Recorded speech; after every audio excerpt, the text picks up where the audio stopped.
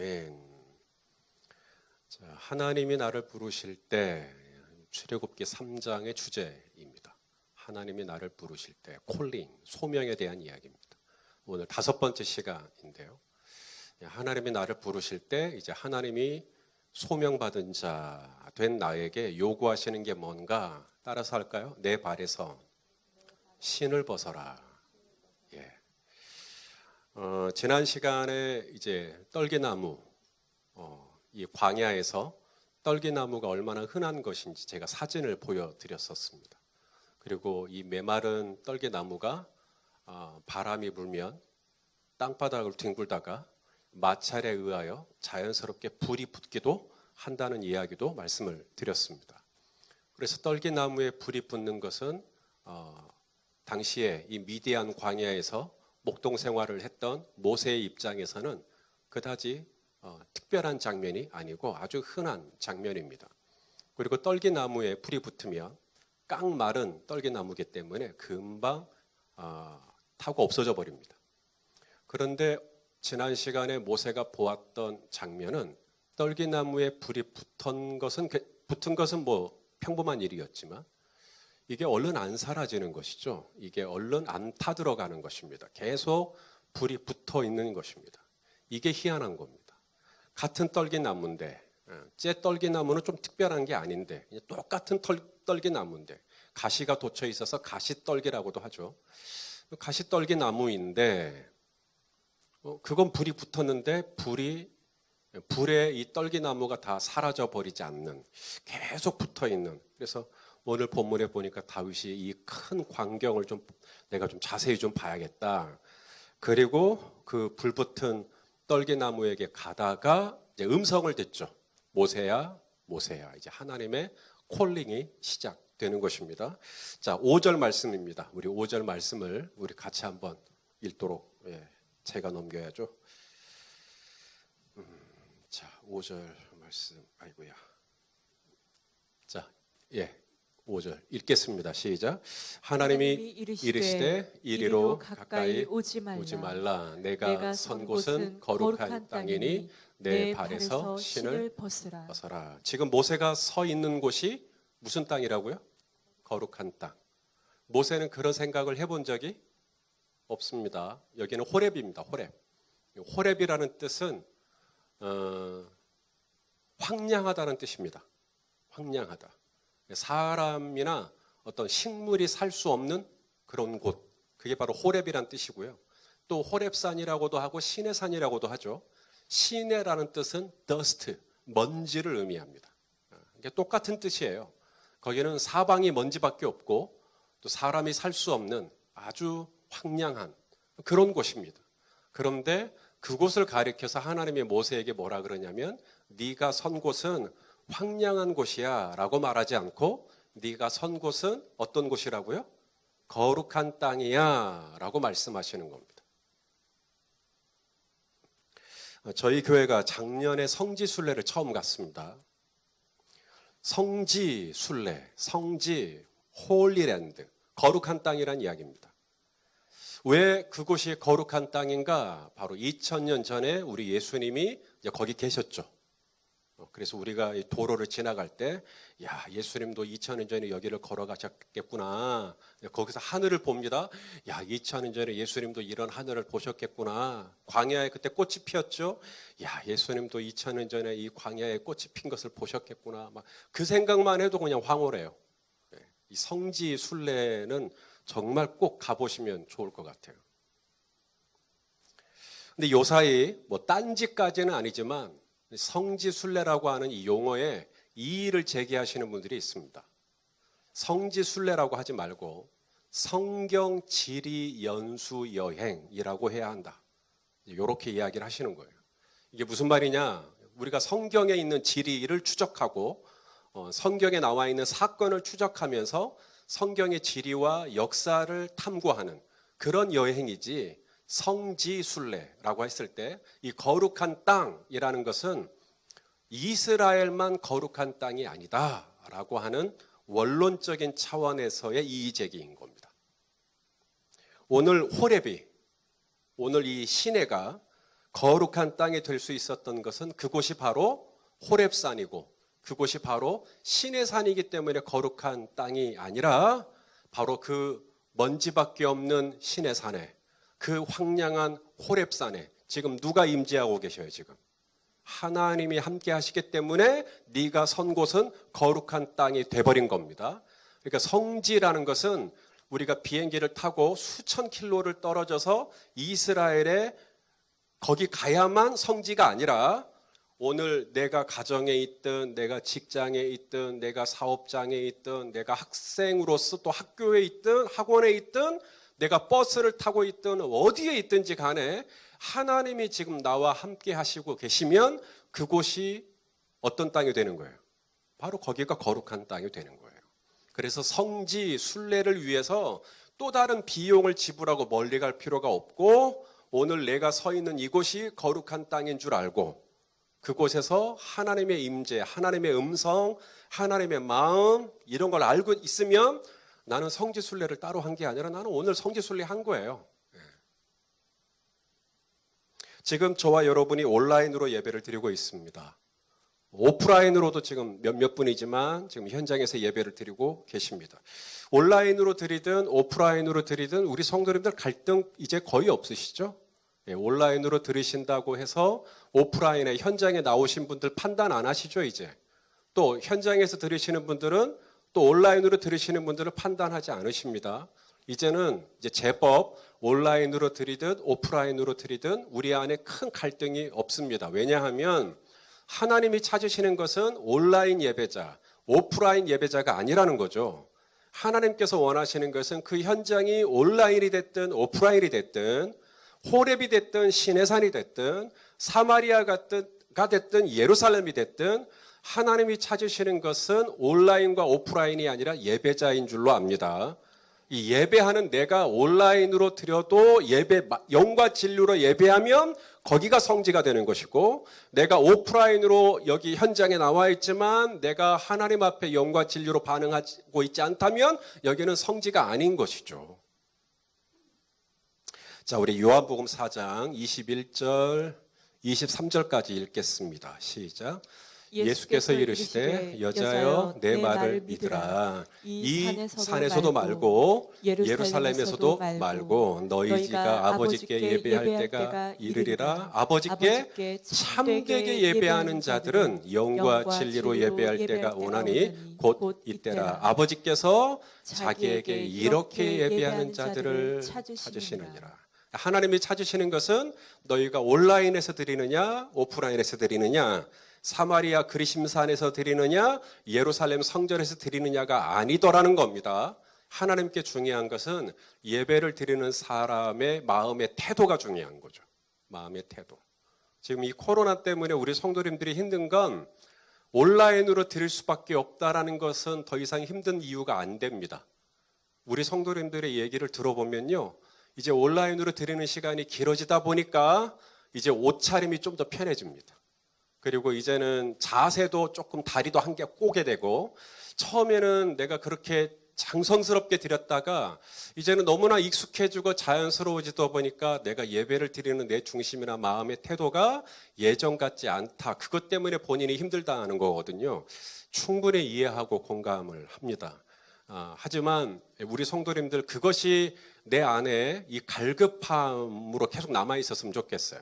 내가 더 마음을 다해서 내가 더 깨어서 그리고 내가 더 다리를 모아서 그리고 내가 더 마음을 모아서 내가 정말 이 예배에 흐트러지지 않는 마음으로 드려야지. 그러면 그곳이 하나님의 임재가 있는 성지가 되는 것을 믿으실 수 있기를 바랍니다. 저는 제 아버지가 서재에서 얼마나 간절하게 기도하시면서 말씀을 준비했는지를 보면서 자랐습니다. 초등학교 때도 그랬고 학교가 끝나고 이제 아빠가 보고 싶은 거죠. 아빠, 저는 멀리 갈 필요가 없었습니다. 아빠는 늘 서재에 있었습니다. 서재는 주방 바로 옆에 있었기 때문에 서재 문을 빼꼼히 열면 아버지는 늘 어제도 그랬고 그제도 그랬고 학교 수업을 마치고 돌아온 둘째 아들을 반가워하는 것보다 더 우선하는 일들을 하고 계셨어요. 그것은 곧 무릎을 꿇고 기도하는 모습이었죠. 그래서 제가 기억하는 아버지의 뒷모습, 그것은 늘 서재 책상에 무릎을 꿇고 기도하시고 혹은 말씀을 펼쳐놓고 묵상하시고 연구하시고 그 모습이었습니다. 제 어머니의 골방은 거실이었습니다. 거실이 기도실이었어요. 보통은 거실이 TV도 보고 거실이 뭐 그런 공간일 수 있겠지만 제 어머니에게 있어서 거실은 성경책 보는 곳이었고요. 성경책 필사하는 곳이었고요. 또 거기서 기도하고 거기서 찬송하고 거기서 울고 어머니에게 지성소는 거실이었고요. 제 아버지는 서재에서 또 제가 아는 전도사님의 어머니가 계시는데 이 전도사님 어머니는 주방에서 설거지를 하다가도 갑자기 무슨 생각이 들었는지 그냥 그 자리에서 바로 무릎을 꿇고 고무장갑을 벗더니 막 우시면서 기도하시는 제가 그 현장을 직접 목격했습니다. 그분들에게 성지는 교회 본당이 아닙니다. 교회 본당이 아니라 서재에서도 얼마든지 하나님 만날 수 있고 거실에서도 돋보기 쓰고 성경책 읽다가도 하나님 만날 수 있고 주방에서 설거지 하다가도 성령의 찔림이 있으면 고무장갑 벗고 그 자리에 무릎 꿇고 울 수 있고 그곳이 호렙산이든 그곳이 먼지만 자욱한 시내산이든 하나님께서는 모세에게 말씀하십니다. 네가 선 곳은 지금 거룩한 곳이야. 왜냐하면 거기가 홀리랜드이기 때문이 아니라 내가 지금 네 앞에 있기 때문에. 내가 지금 네 앞에 있기 때문에. 그러면 그곳이 거룩한 땅이요. 거룩한 땅에서 우리가 할 일이 있습니다. 바로 신발을 벗는 일입니다. 네가 선 곳은 거룩한 땅이니 이제 아무 말 하지 마 라고 할 수도 있죠.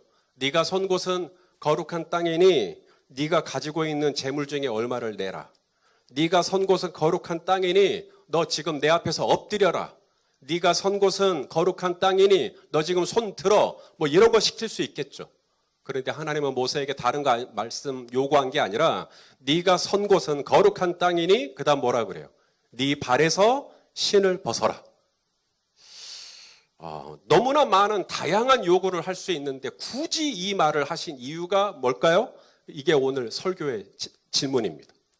내 발에서 신을 벗어라. 그리고 모세는 군소리 않고 벗습니다. 왜냐하면 하나님이 신발을 벗으라는 요구가 무슨 뜻인지 모세는 알았던 것 같아요. 그래서 네 하고 바로 신발을 벗습니다. 자, 모세가 이해했던 신발을 벗으라는 의미, 그리고 하나님이 요구했던 네 발에서 신발을 벗으라는 의미는 도대체 무슨 의미일까요? 자, 오늘 그걸 좀 정리를 좀 하겠습니다. 자, 첫째, 내 발에서 신발을 벗어라 라고 한 의미는요, 이 신발이 가지고 있는 의미가 있는데 신발은 그 사람의 신분, 사회적인 신분을 의미했습니다. 지금 모세 시대죠. 모세가 지금 있는 이 시대는 지금으로부터 약 3,000년, 4,000년 전입니다. 그때는 신발이 보편적이지 않습니다. 신발을 벗고 다니는 사람들이 있습니다. 그들은 이제 하인들, 종, 노예 이런 분들이시죠. 이런 분들은 신발이 없습니다. 이런 분들은 신발을 벗어야 돼요. 지금도 인도에 가면 진직의 그런 계급 제도가 없어졌다고 법적으로는 이야기하고 있지만 지금도 불암한 이 제도가 아직도 있습니다. 이 불가초 청민들이 살고 있는 마을이 있습니다. 그들을 알아보는 건 어렵지 않습니다. 그들의 헤어스타일, 그들의 눈, 그들의 손 똑같습니다. 그런데 그들은 신발을 신고 있지 않습니다.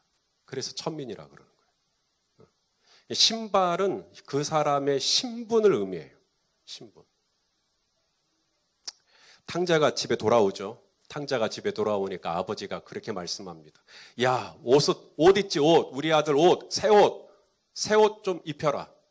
그 다음에 가락지, 손에다가 반지 끼워라. 그리고 마지막에 뭐예요? 발에다가 신발을 신겨라. 이 말은 지금 탕자가 신발을 신고 있지 않다는 것을 의미하는 거예요. 맞아요? 왜 신발을 신고 있지 않을까요? 탕자가 그 전에 했던 일이 뭔데? 돼지 치는 일이었습니다. 돼지는 유대인들에게 정결한 짐승에 부정한 짐승이에요. 부정한 짐승입니다. 아무도 이 돼지는 치려고 하지 않아요. 그런데 탕자는 돼지를 쳤단 말입니다. 이 말은 유대인으로서 유대인 사회 안에서 가장 낮아질 대로 낮아진 겁니다.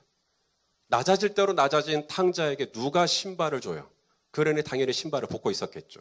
그렇게 누더기가 된 상태로, 거지가 된 상태로 탕자는 아버지 집에 올 때 자기가 뭐 되겠다 그랬어요? 내가 이 집의 아들이 되겠다는 마음으로 오지 않았어요?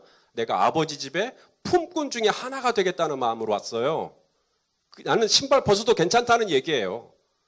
그런데 아버지는 탕자가 오자 그에게 새 옷을 입혀주고 손에다가는 가락지, 권위를 의미하는 가락지를 끼워주고 그리고는 마지막에 뭐예요?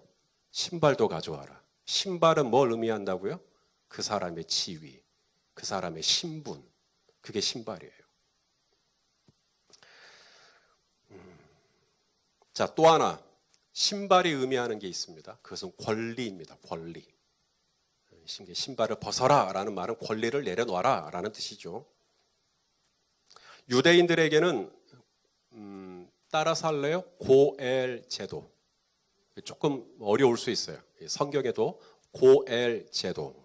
이 기업 물을 자라고 하는 고엘 제도가 있습니다. 이게 뭐냐면 이제 그 기업을 다 나누죠. 가나안 땅에 들어가서 제비를 뽑아가지고 다 기업을 나눠요. 땅을 다 분배를 하고 여기서부터 여기까지는 우리 박권능 집사님 거, 여기서부터 여기까지는 우리 이제 한판대 권사님, 장효철 집사님 거, 여기서부터 여기까지는 우리 이제 윤장훈 집사님 거 이렇게 다 기업을 제비를 뽑아갖고 다 기업을 줬어요. 이제 자기 땅이 있고 거기서 경작을 하고 살면 됩니다. 1년, 2년, 3년, 10년, 20년 사는데 무슨 일이 생기냐면 이제 박권능 집사님이 이제 점점 그쪽에서는 농사도 잘 안 되고 아니 뭔가 좀 이렇게 뭔가 어려워지는 거죠. 그래서 이제 돈을 좀 빌려야 되겠어요. 우리 윤장호 집사님은 돈이 많아 보이시잖아요. 그러니까 윤장호 집사님은 돈을 좀 빌리는 겁니다. 그러면 이제 갚으면 되죠. 근데 이게 계속 여기는 더 쪼들어지는 거예요. 갚을 능력이 안 되는 거예요. 그러면 어떻게 되죠? 이제 윤장호 집사님 집에 종으로 이제 박권능 집사님이 그래도 가장이니까 내가 종으로 갈게. 그래서 가는 겁니다. 그러면 이 박권능 집사님의 형제들 가까운 친족들 중에 내가 만약에 이제 박권능 집사님의 형이에요. 내 동생이 윤장훈 집사님 집에 종으로 들어가는 걸 형인 내가 두 눈 뜨고 볼 수가 없죠. 그래서 기업 물을 자 내가 그 값을 대신 해주는 거예요. 얼마요? 우리 박권능 집사가 얼마나 빚졌어? 네, 내가 갚아주겠어. 그게 고엘 제도입니다. 이게 제도예요. 이게 선택사항이 아닙니다. 형제라면, 친족이라면 가까운 사람 순으로부터 그 사람의 기업을 대신 물려줄 수 있도록 고엘 제도를 만들어 놨어요. 하나님께서. 이 율법입니다. 보아스가 모압 여인 룻하고 이제 결혼하고 싶어요. 근데 문제가 생겼어요. 왜냐하면 이 룻의 어머니, 룻의 시어머니 나오미, 이 나오미가 이제 모압에 가 있는 동안에 기업이 다 없죠. 베들레헴에 있던 기업이 없단 말이에요.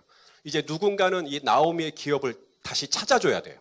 그래서 보아스도 친족 중에 한 사람이긴 하지만 보아스보다 더 가까운 친족이 있어요. 그 사람에게 가서 이제 나오미의 기업을 되찾아 주십시오라고 요구를 하고 그 요구를 하는 방법 중에 하나가 이제 룻과 결혼을 하는 거예요.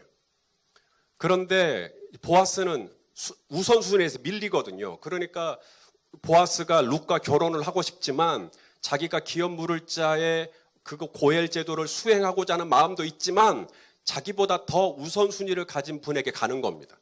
그러면 그분이 이제 룻을 보고 그리고 나오미의 기업의 양 이게 1천만 원짜리인지 1억짜리인지 10억짜리인지 그 기업의 양을 판단하고 본인이 내가 이거 기업 물어주겠다라고 하면 문제가 없는데요. 기업 물을 자의 권한입니다. 기업 물을 자의 책임이에요. 그 사람이 나 안 할래. 나는 나오미의 기업을 물고 싶지 않아. 왜냐하면 본인의 돈이 들어가는 거거든요. 본인의 재정이 들어가는 일이란 말입니다. 그래서 나 안 할래. 그럴 때 하는 행동 바로 신발을 벗어서 주는 거예요. 자, 우리 말씀을 통해서 한번 읽어보겠습니다. 룻기 4장 7절 8절입니다. 시작.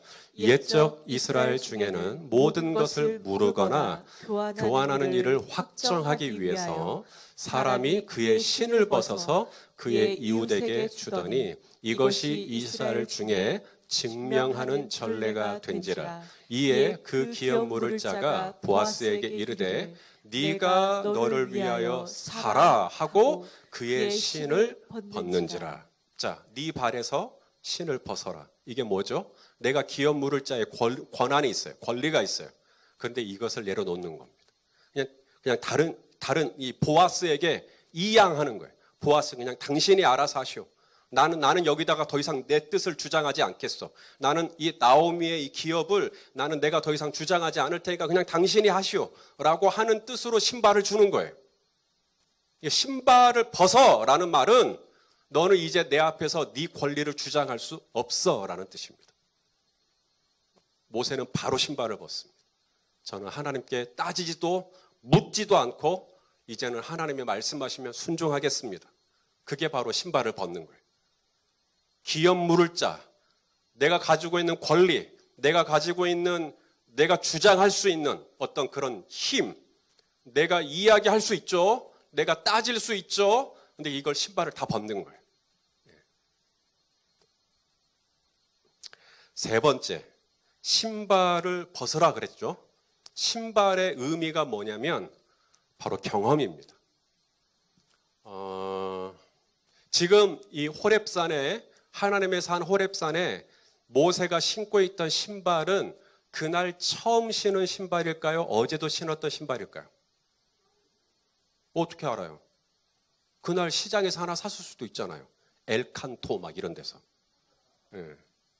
우리 박 집사님 신발 오늘 처음 사신 신발이시죠?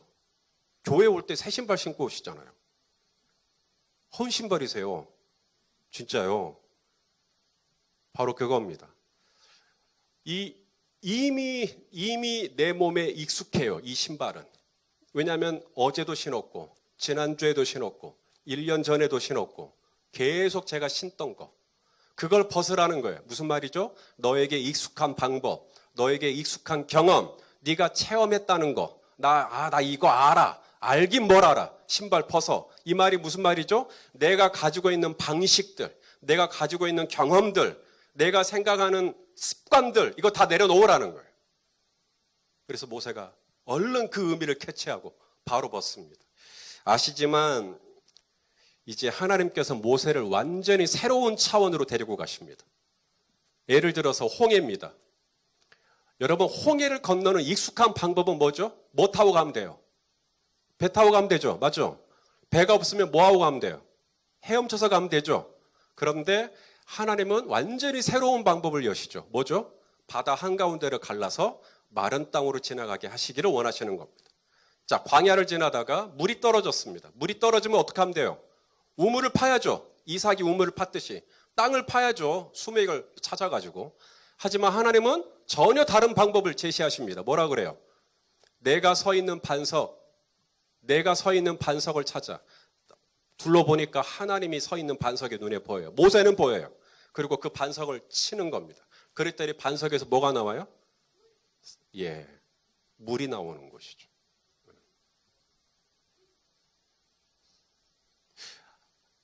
모세는 한 번도 이런 경험을 해본 적이 없어요. 여호수아가 가나안에 들어갔을 때도 여호수아가 여호와의 사자를 만나죠. 그리고 여호와의 사자는 여호수아에게 말합니다. 네 발에서 신발을 벗어라. 네가 선 곳은 거룩한 곳이다. 왜요? 이제 여호수아가 가나안 땅을 정복을 할 때 여호수아는 깝깝하거든요. 왜냐하면 여호수아는 바다를 가른 적도 없고 반석에서 생수가 나게 한 적도 없고 내가 어떻게 이 거인들이 살고 있는 가나안 족속을 감당하나? 하나님께서 이제 기가 막힌 방법들을 제시하실 거거든요.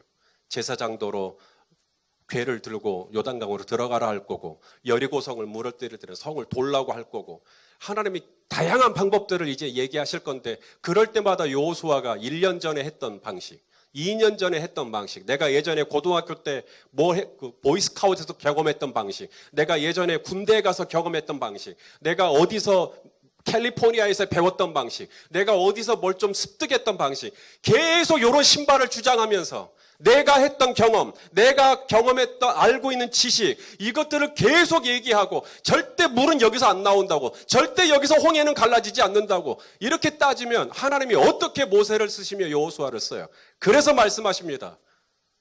좋은 말로 할 때 네 발에서 신을 벗어라. 그리고 모세는 이에 순종하죠. 자, 신발을 벗어라의 의미 세 가지 기억나시죠? 첫째가 뭐예요?